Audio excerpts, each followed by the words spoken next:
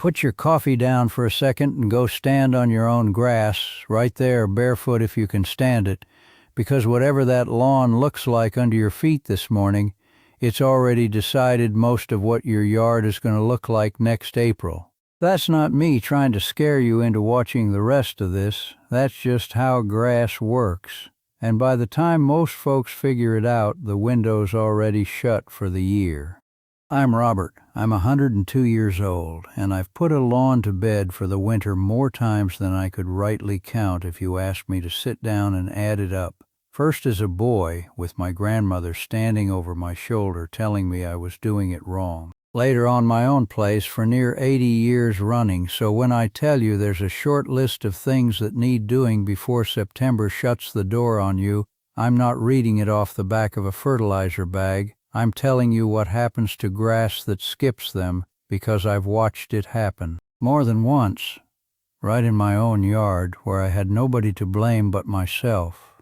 Now, my grandmother kept a jar of tomato seeds on the kitchen windowsill every year, and she was particular about it. Not July, not September, August, just August. I asked her once why it mattered so much, and she looked at me like I'd asked why the sun came up in the east, and she said, "Robert, a seed don't care how much you love it. It cares whether the ground's ready."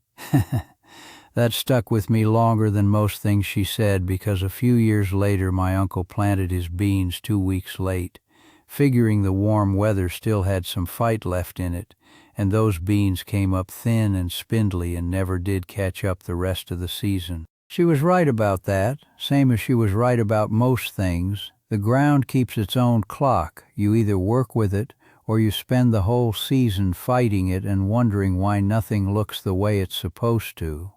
That's grass in a nutshell, too. It's not stubborn, it's not being difficult, it's just running on a schedule that doesn't care what your weekend looks like. Here's the thing folks get wrong right out of the gate. Some fella on the internet tells you your lawn will up and die if you miss one of these steps, and that's not quite honest either. Grass is tougher than that. What actually happens is smaller and slower and, in some ways, worse because it sneaks up on you.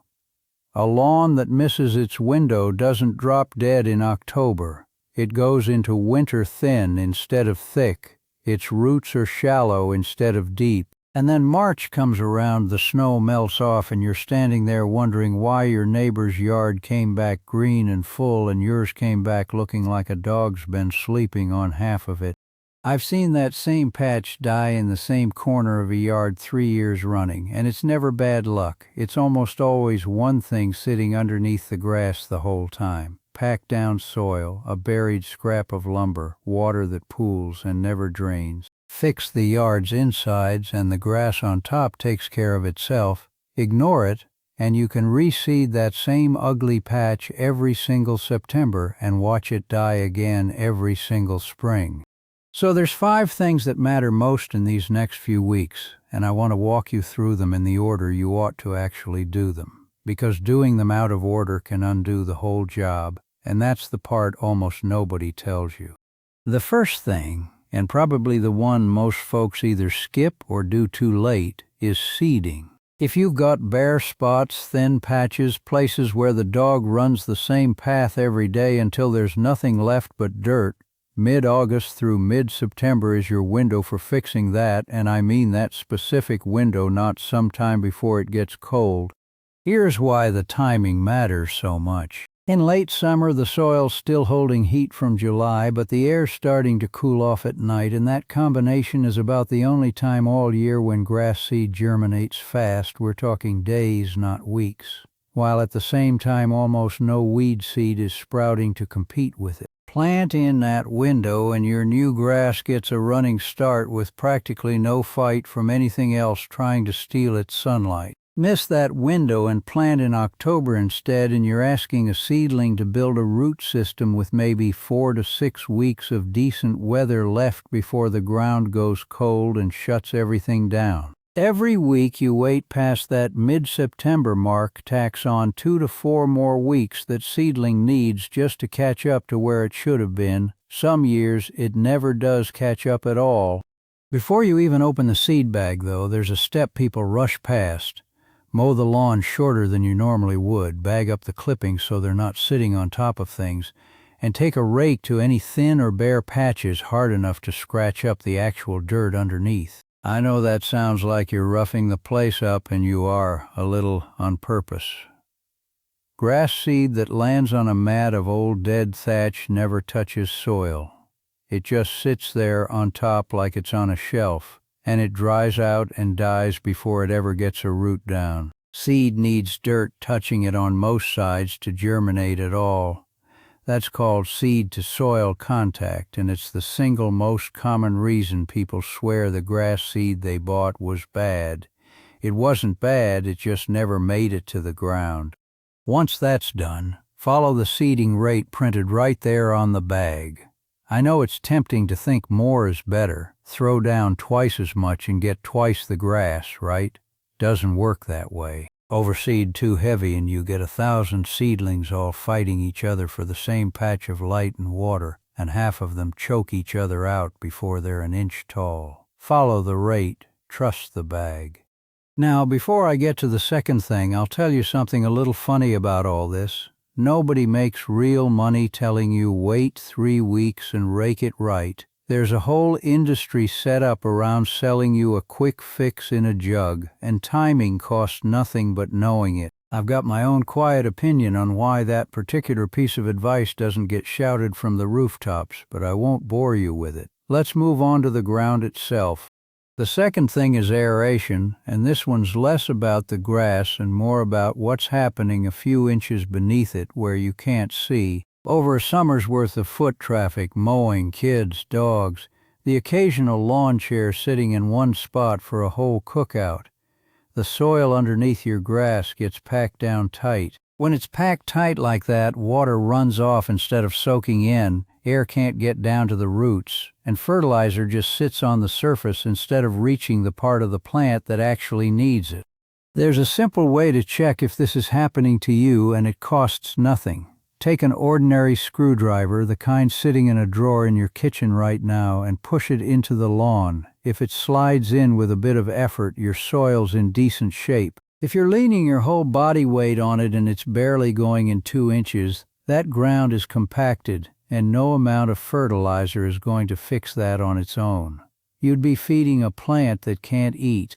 Core aeration, where a machine pulls little plugs of soil out and leaves them scattered on top, opens that ground back up. Most lawns only need this done once a year, right around now, early fall, after the worst of the summer stress has passed but before the ground gets cold. If you've got heavy clay soil or a section of yard that gets walked on constantly, you might need it twice. If your soil's naturally sandy and drains well already, you may not need it every single year at all. That screwdriver test will tell you the truth faster than any calendar will. Here's the part that ties this back into the first step. If you're planning to seed bare patches, do the aeration first, then seed right after. Those little holes left behind by the aerator aren't just relieving pressure underground. They're perfect little pockets for grass seed to settle into and make contact with soil. Do it in that order and you're basically doing 2 jobs with 1 afternoon's worth of work. The third thing, and I'd argue the most important one of the whole list, is feeding the lawn. But not just any feeding, and not on your normal spring schedule. This is the one meal of the year that matters more than all the others combined, and most people either skip it or get the timing badly wrong.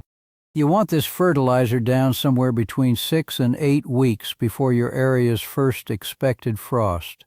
If you don't know that date off the top of your head, your county extension office will, and it costs you a phone call to find out. In most of the country, that lands you somewhere in that stretch from late August through early November, depending on where you live. What you're looking for is a blend that's heavier on nitrogen but still carries a good dose of potassium, sometimes labeled winterizer or fall formula on the bag. As a rule of thumb, you're aiming for somewhere around 1.5 to 2.5 pounds of nitrogen per 1,000 square feet of lawn, and the potassium specifically needs to go down at least 6 weeks before that first frost, because potassium is what toughens up the roots and gets the plant ready to survive freezing weather. Put it down too close to the frost and it never has time to do its job. Think of it this way.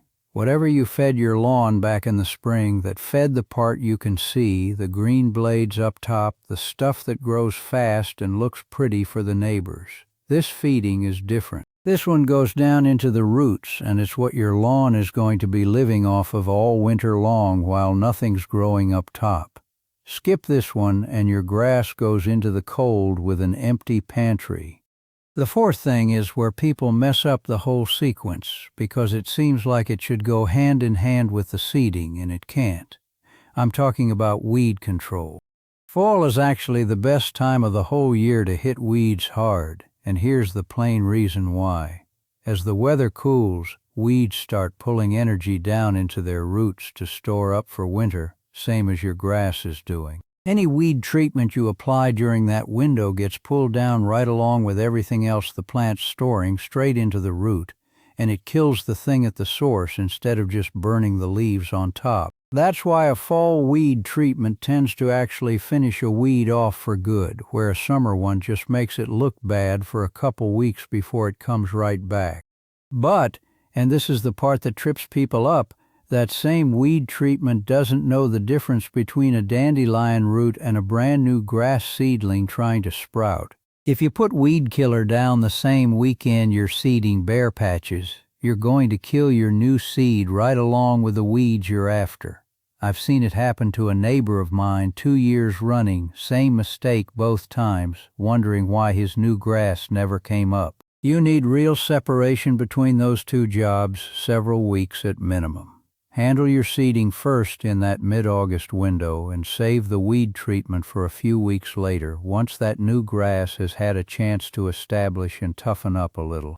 The fifth thing is the one that seems the smallest, and it's the one people blow off entirely because it doesn't feel like real lawn work. Keep up with your leaves and keep mowing right up until the grass actually stops growing for the season. Don't just quit in October because the calendar says fall started. Fallen leaves sitting on wet grass for even a few days do more damage than most people realize. Grass blades trapped under a wet leaf pile stay damp for days at a time, and that dampness is exactly the environment certain fungal diseases need to take hold. You don't need a thick blanket of leaves to cause the problem. Even a scattered layer, if it's left wet long enough, can leave dead patches by the time you rake it all up in November. And on that last mow or two of the season, bring the blade down a little lower than you'd normally cut in summer. Long grass going into winter tends to mat down under snow and ice, and that matted grass holds moisture right up against the crown of the plant, which is another invitation for the same kind of fungal trouble. A shorter cut going into winter dormancy sheds snow and moisture better and comes back cleaner in spring. Now, if you've been keeping track, you'll notice I never told you these steps would save a dying lawn from certain death, because that's not really how it works.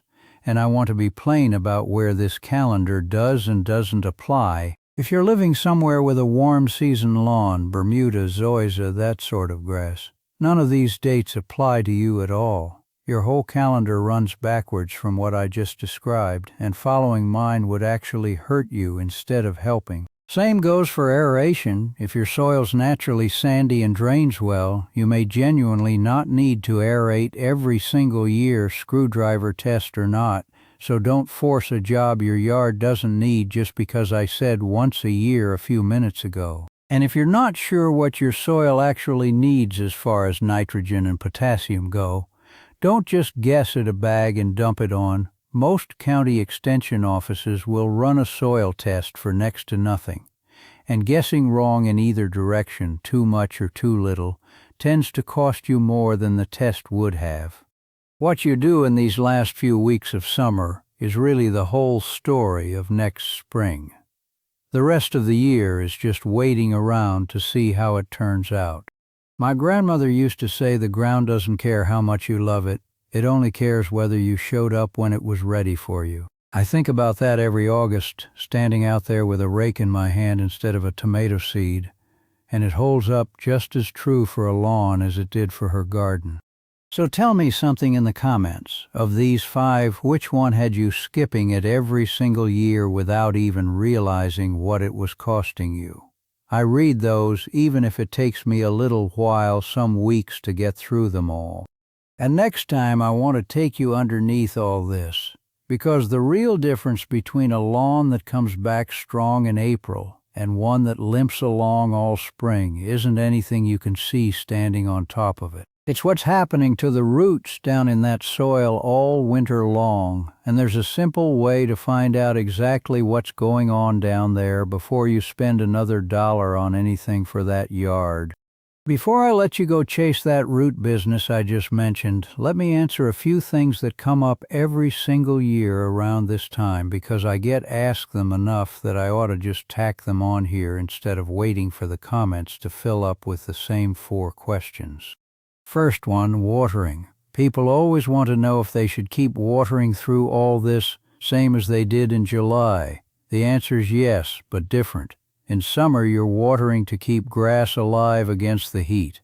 Right now, you're watering to help seed germinate and to help that fall fertilizer actually soak down where the roots can use it. If you just seeded, that top ½ inch of soil needs to stay damp. Not soaked, just damp, which usually means a light watering once or twice a day for the first couple weeks, rather than one deep soak like you do in July. Once that seedling's up and you've mowed it 2 or 3 times, you can back off to a regular deep watering a couple times a week and let the roots go looking for it, which is what makes them grow down instead of staying lazy near the surface.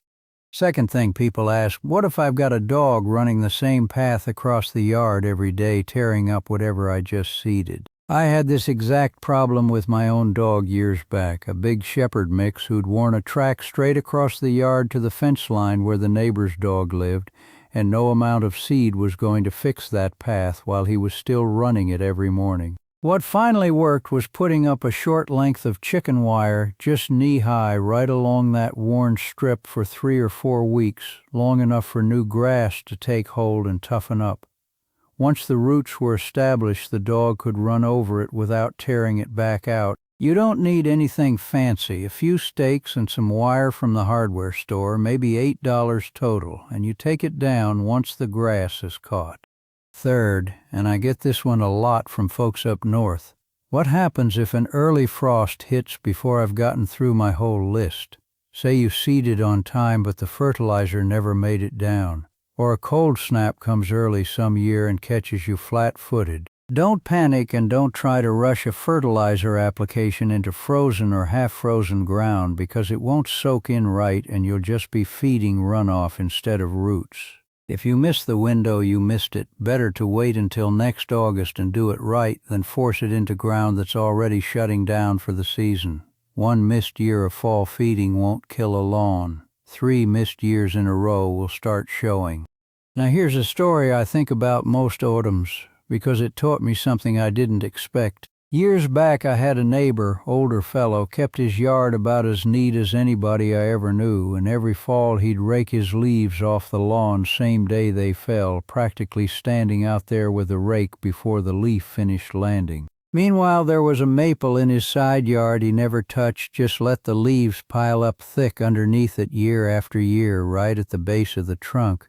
I always figured that was laziness, or maybe he just didn't care about that one corner. Turned out he was doing it on purpose. He told me once that a thick bed of leaves left right at the base of a tree, not spread out over the lawn but piled up under the tree itself, kept the ground warmer through the first hard freezes and gave the tree roots a little extra protection heading into winter. Same leaves that'll smother your grass and breed fungus if you leave them flat across the yard were doing his tree a favor, sitting in a pile where they belonged. That's the whole trick with most of this. It's never really about the material itself, leaves or seed or fertilizer. It's about where it ends up and when. Same leaf, 2 completely different outcomes depending on whether it's sitting on your grass or piled up around a tree that actually wants it there. I'll tell you plainly, this list I've given you today isn't the kind of thing that costs you nothing. A good bag of fall fertilizer runs you somewhere around $40 to $60 depending on the size of your yard, and if you're hiring aeration done instead of renting the machine yourself, that's another $80 to $150 on top of it, more if your yard's on the larger side. I won't pretend otherwise. But stack that against what it costs to rip out and reseed a whole lawn that died back over a hard winter, or against 3 straight years of a lawn that never quite fills back in, and this handful of weeks in late summer ends up being about the cheapest insurance you'll ever buy for that yard. One last thing before I let this one go. If you only do one of these 5, and I know some of you are only going to pick one, I was the same way in my younger years, always looking for the shortcut. Do the fertilizer. Everything else on this list helps. That one feeds the whole plant through the part of the year it can't feed itself. Seed can wait a year. Aeration can wait a year, sometimes longer depending on your soil. But a lawn that goes into a hard winter with empty roots is a lawn that's going to struggle no matter what else you did right. Tell me down in the comments which one of these 5 you've never once done in your life. I'd bet money it's aeration for most of you. Nobody wants to rent that machine. And I'll see you next time when we go down underneath all this and talk about what your roots are actually doing all winter long while you're inside by the fire not thinking about your yard at all.